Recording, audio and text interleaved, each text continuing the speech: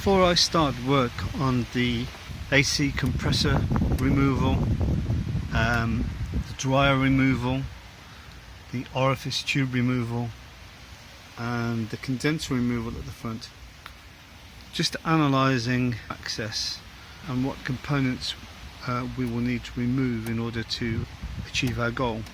Looks like the air intake needs to come out, which will be this clamping ring, also the ring on the engine, which means the engine cover will have to come off. Then this whole section should just lift out. Hopefully that will provide access to the tensioner, and then we can remove the belt off the pulley. It looks like these hoses will move out of the way. It's starting to rain. This hose can be disconnected. It's got to come out, it's got to be disconnected anyway, which we are going to flush. The orifice tube, I believe, is in here, so we're going to uncouple this section here to gain access to the orifice tube, and then we're going to have to disconnect the top pipe to the dryer, the sensor that's on the dryer that we can just see there, and this pipe connection to the dryer. That hose will come out. Once that happens, we'll be able to gain access to the bottom hose on the compressor. Jumping down, that's the top connection to the condenser. Buried below that, underneath this panel, is the lower connection, which is going to be very tricky to get at. And I think that can be done by gaining access to this point here. How we actually change the O-rings and all of those things on that component, I don't know, but I have just moved out a piece of foam out the way. So, if I just rotate the camera around, we might be able to see in there. Very tricky. Then I think this top member here is going to have to come out. We'll need to support the bonnet with maybe a wire from the bonnet catch to the bonnet hold mechanism, the locking mechanism. Disconnect these two cables, take these clips off. Then there's these bolts that hold and support the front part of the cross member. I think that'll have to come off. There's two bolts for the condenser, one side, one the other. Let's go around the other side.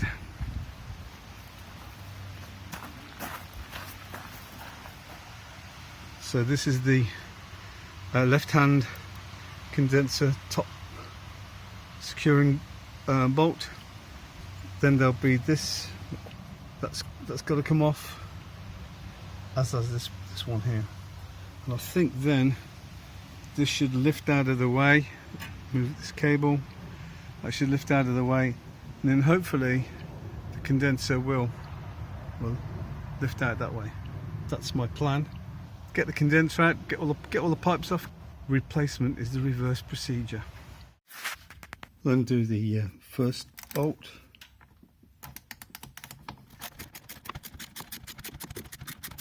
Easy. Okay. Need to remove the engine cover. Now the engine cover has been removed, we just have the next clamp to remove from the engine. We'll do that. This will come off. It's a little bit of a tight fit, but it will come off. As you can see, that part's off. This side's proving a bit more tricky, but we'll keep going. Air intake manifold has now come away.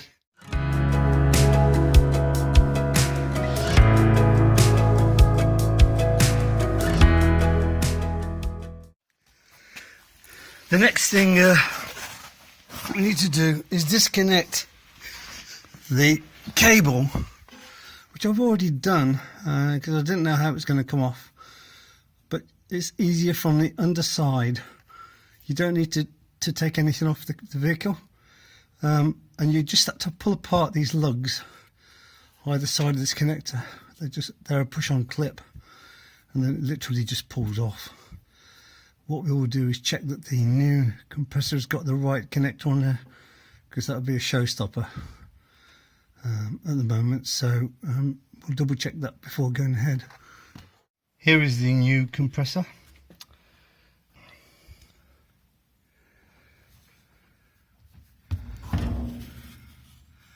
If we look at the connector, it seems very similar. We'll just double check the other end. Here is the mating end of the thing. It looks very similar to me. I would say that's a perfect match. Next we're going to remove the low pressure pipe, this one here, from the compressor and from the dryer. You're going to need a 13mm long socket ratchet wrench to take these off. We'll start doing that. We're going to be replacing the dryer anyway. Before we started this, we had the R134A removed. Theoretically, there was no refrigerant left in the piping, but I guess there's always a few little pockets, so just be careful. So now we've got this pipe, and this should come off somehow. We're going to be replacing all of the O-rings, and we're going to be flushing the pipes as well.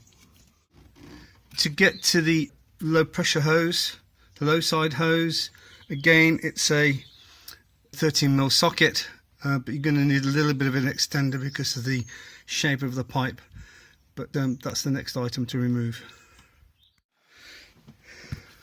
Okay, I've undone the bolt on the low pressure hose. This hose comes out really easy. There we go.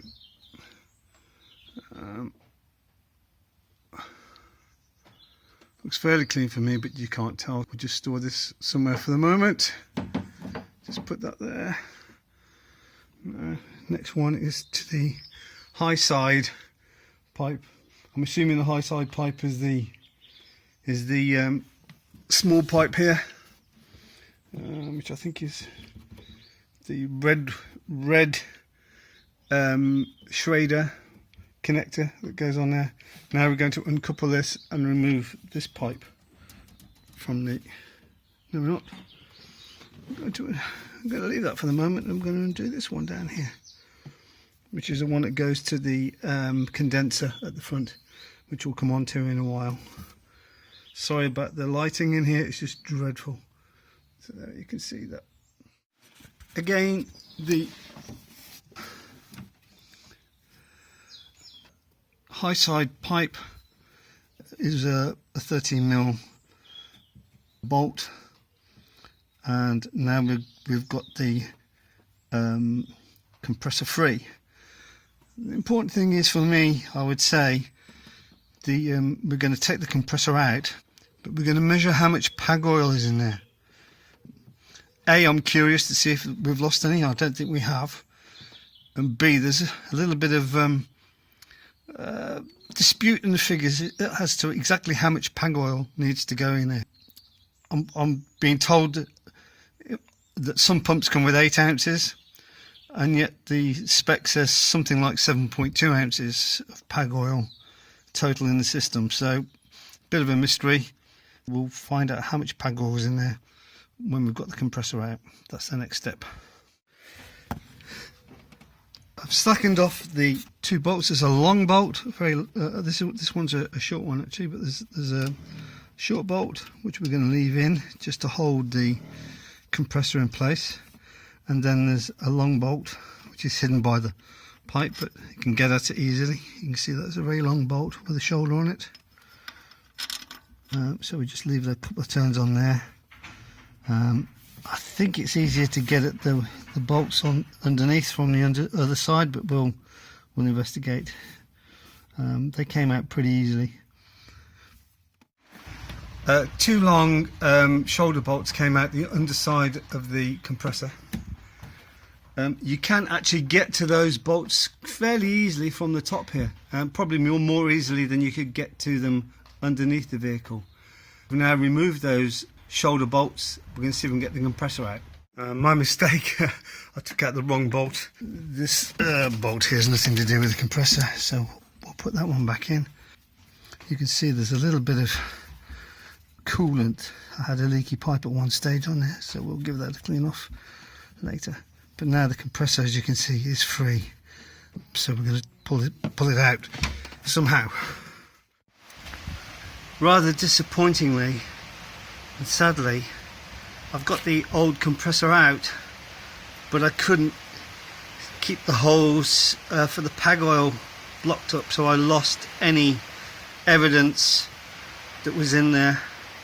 Maybe if I'd have taken the two little caps that were in the new compressor and put them in there, it would have helped. But even worse,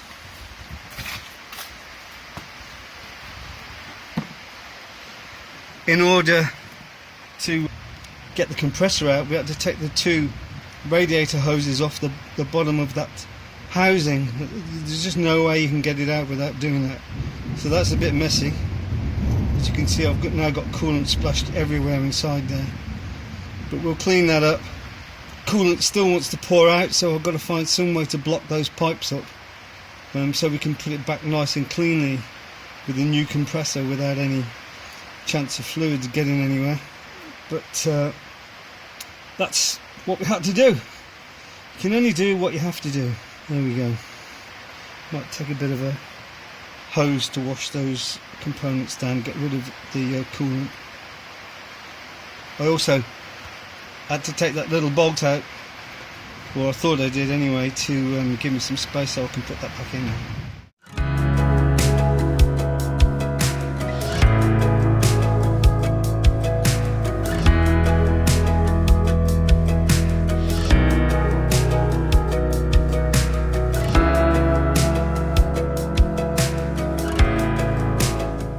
Apologise for the rain. As you can see, we're having a tremendous downpour here in the UK. Now, rightly or wrongly, I've now supported the bonnet on its catch, so all the weight has been taken off these support wires. It's either that or take the bonnet off. I'm not quite sure taking the bonnet off actually gets me anywhere. We're taking these, we're going to take these off, which then should release this cross member from the top of the thing. There's a few bolts along the way, but we'll tackle that as we go by. First of all, I'll decouple these support wires. Just in case you were worried, that's for a doubled up nylon drawer cord, which is used for pulling cables through conduits. It's well strong. I think it may be even possible to actually tie the bonnet to its own catch, which would probably be okay, but it just means you've got a cable in the way if you want to lift something up vertically. We'll see how we get on now with taking out this cross member. Rather than mess about trying to do these elaborate little loops of cable that they've been put in there to make sure that they absolutely won't fall out, I'm just going to take the whole bracket off. I think it's easier. The two support cables have now been removed. You can see they quite easily mount using that centre bar to lock in the coil spring, and the coil spring is just held in by these two. There's two M13 bolts, so you need an M13 socket to get them off. From the left hand side, I've removed these two 10mm bolts, and there's two more M10 bolts from here. Not quite sure what cooler that is, but it's obviously something. It's going to have to just move out the way. There's another one on the other side.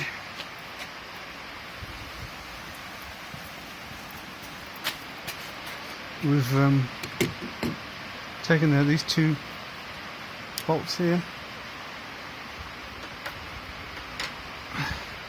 Got another one here. And now we're going to switch sizes again. Looks like it could be 13mm to get those other two bolts out. Nothing's quite that simple. It looks like there may be more bolts holding this framing together. Having released all of the bolts at the front, looks like the radiator cover is also bolted to it, and keep them doing bolts until it comes free. This is what we now have. You can see that the radiator itself is pretty free. This is the cooler here, which we've yet to unbolt from the other side. That's another story.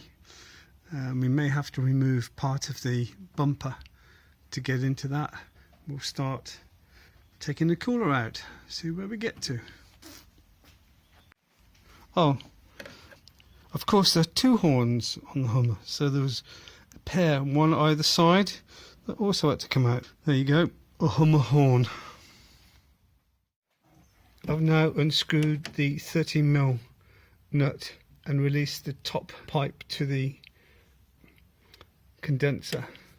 So that's the top pipe to the condenser. That pipe should now be free. We will take it out if we can, just so that we can flush it out. So there we go. Just going to remove this little piece of bumper here, three 10mm socket bolts. I think it'll just make it a little bit easier to get in. Now we've got this little bit of bumper out the way, you can just see we can get to the bottom nut on that condenser lower pipe. By taking this panel clip out, which stabs you in the hand, you can just get your fingers through up into there to get your fingers on that nut, which I've managed to retrieve here. How we get it back, I don't know. Maybe a bit easier putting it on the end of a socket and sliding it in there, but we've now got to the bottom of that pipe and taking it off, so we'll try and pull it off. There's just about enough room to pull that pipe off. There's a few cables in the way, but with a little bit of toing and froing, we may be able to get it off. So now the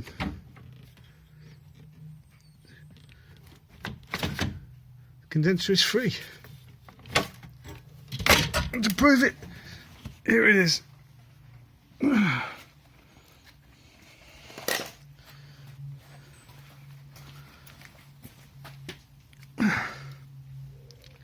One condenser. What condition it's in, who knows? Could have been fine, could just be the compressor, but we're going to change it anyway since we've come this far. For the record, here's the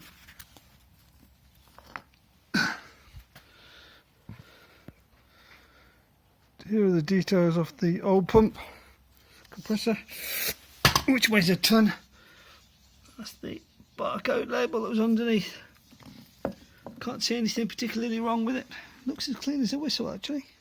Well, this is what we've got inside of in between our radiator and the condenser. There's a whole lot of debris. There's a paper bag, leaves, stuff, debris. So we'll take this opportunity to, there's even a feather, some poor bird. So we're going to clean that out and start cleaning everything up. If you can see the state of the O-ring on the top of this, it is very manky, for want of a better word. Whether or not we can actually examine the one that's at the bottom in the same detail, I don't know, but that don't look too good. Looks like it's probably been the source of something. I mean, that should be a nice clean seal without any kind of degradation on that O-ring. So they're all going to be changed anyway, so we'll give that a good clean up and we'll see if I can get this pipe out. There is a sensor cable on this pipe, which is just a little clip, and then it should just release. It says famous last words. Might need two hands to do this. The top condenser pipe, which goes to the compressor at the bottom there, has come off quite easily once we've disconnected the sensor. That was quite an easy item to remove. Next I'm going to tackle the orifice tube and the dryer. These items are also going to be replaced. I think the orifice tube is contained in here. I'm not an expert, so I don't know. And somehow this coupling on here needs to come undone. I'll give that a go. Find the right tools, see what happens. A little tug, and this came away. You can see leaving the O-ring, and the cable is secured in a little bracket down here, so we'll release the bracket and see if we can get the pipe out. Okay, it is possible to get the lower condenser connecting pipe out. It's a bit of a wiggle, can't describe it to you, but it is possible. So we've got that out, and you can see that the orifice tube is in the end there. We're going to take that out and have a look at it. But I have to say that the lower condenser O-ring looks very messy, as you can tell. It's not in good shape. Not in good shape. But we're going to change it and we'll clean it up. Save yourself the expense of buying an orifice tube extractor. You don't need one. I mean, you're taking this one out and replacing it, right? So you can just pull this out with a pair of long nose pliers. I mean, you could put some hooks in there if you wanted to, but it came out. Now, it's going to be hard to show you, but if you just look on the, if I can get my camera to focus, see if you go from my left thumb, 1, 2, 3, 4 segments along the last segment towards the end, you can see particles of metal there. That's bits of compressor, without a doubt. There's rubbish in there. I don't know in the O-ring kit if I've got enough O-rings to do everything.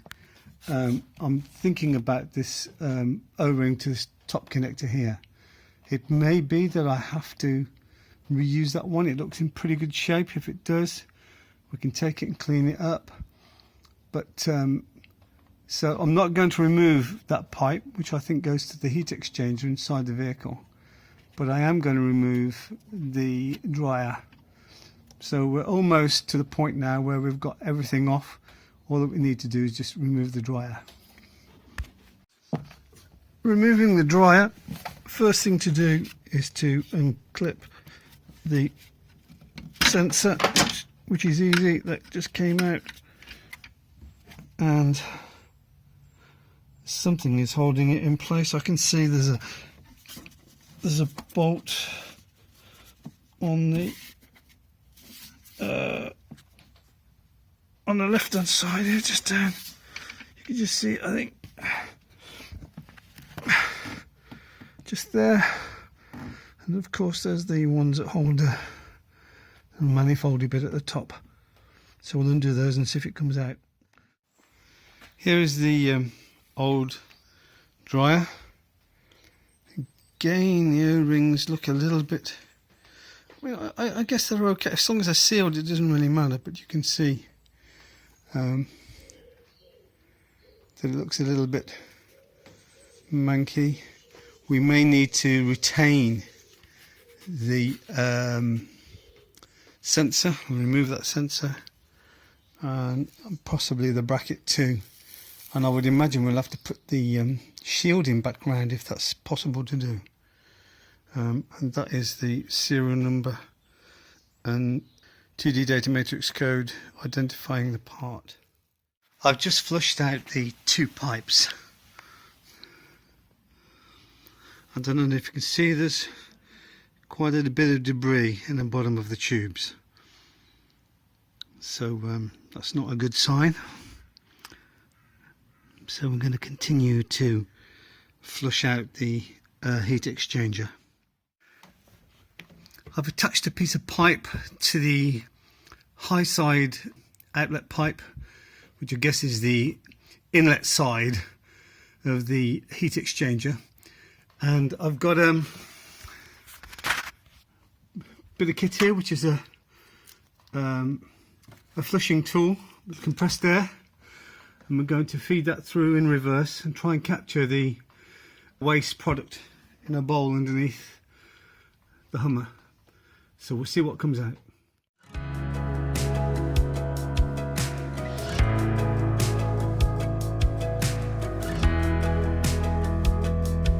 I need to remove the sensor from the dryer unit. You'll need a 17mm wrench to do this.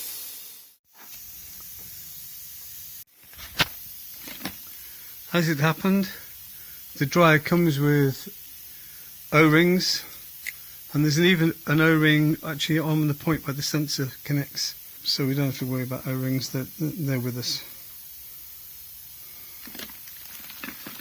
We will remove the protective casing from the old dryer. I've refitted the sensor onto the new dryer and put the old insulation casing around the new dryer. Put the clamp back in approximately the right position. We're just going to offer it up and make sure that everything lines up before we tighten that up. To put on our new O-ring, we're just going to give it a clean and coat it in pag oil and then put it onto the new dryer. I have a slight conundrum because it doesn't say whether this compressor has got pag oil in or not. It could be preloaded or not loaded, I don't know. To check, I'm going to take the plugs out. I'm going to turn the pump over and see if anything drains out. If nothing comes out, then it means we have no pag oil in there, and then I'm going to preload it with pag oil and put the plugs back in ready for reassembly.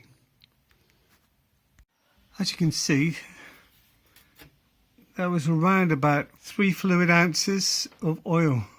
Strange really, whether that was pre-ordered or a little bit of information with the equipment would have been, with the kit would have been nice, but I would say it's about oh no, between 3 and 4 fluid ounces. Anyway, just to make sure on the safe side, we're going to put the correct pag oil in now, and I'm going to add 8 ounces or thereabouts of that oil into the compressor, and then I'm going to put the plugs back in so that we don't lose any while we're trying to install it, because we've got to invert this unit to get it into position. Someone might say this was the wrong way to do it, but we've poured our 8 ounces of oil into the low side port, give the pump a turn over by hand and it gurgles a bit. And now I'm going to put in the plugs again. So this pump should now be preloaded with oil. So we're just going to put those back in now.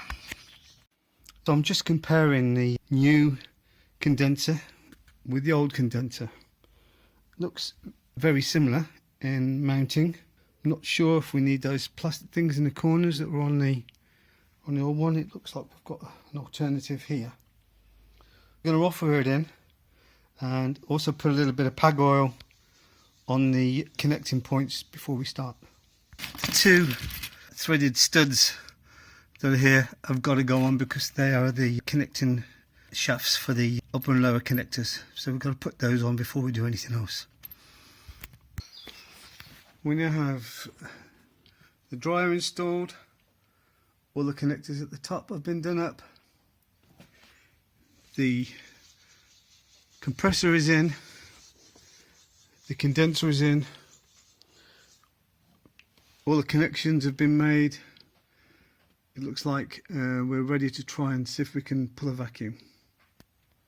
This is the lower connector for the condenser. It's very difficult to get at, but with a long socket, 13mm, you can undo that nut, and you can, if you move that piece of foam out of the way, that foam is obviously some kind of sideways protection to stop stuff getting in there. You can just bend it out of the way and get in to that bottom connector. I've got quite big hands, but I just can manage to get the nut on the tips of my fingers to take it off and to put it back on. It's very tricky, and that's the pipe you want to connect first. At the top is the top connector, exactly the same as the one at the bottom. And if you're unlucky like me, it looks like my condenser, my brand new condenser, which looks as cheap as anything, has failed or doesn't get a seal one way or the other. Really wanted to change the condenser, but as you can see, to get the condenser in and out, just dismantling the front of the car, bit of a one-way trip. So it's decision time. Put the old one back in, or order a new one.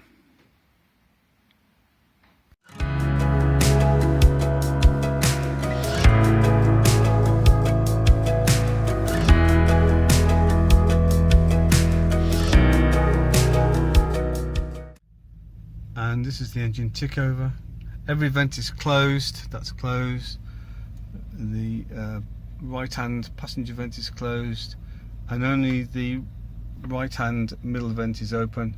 And you can see the reading on that. That actually says, believe it or not, it says -3 degrees Celsius.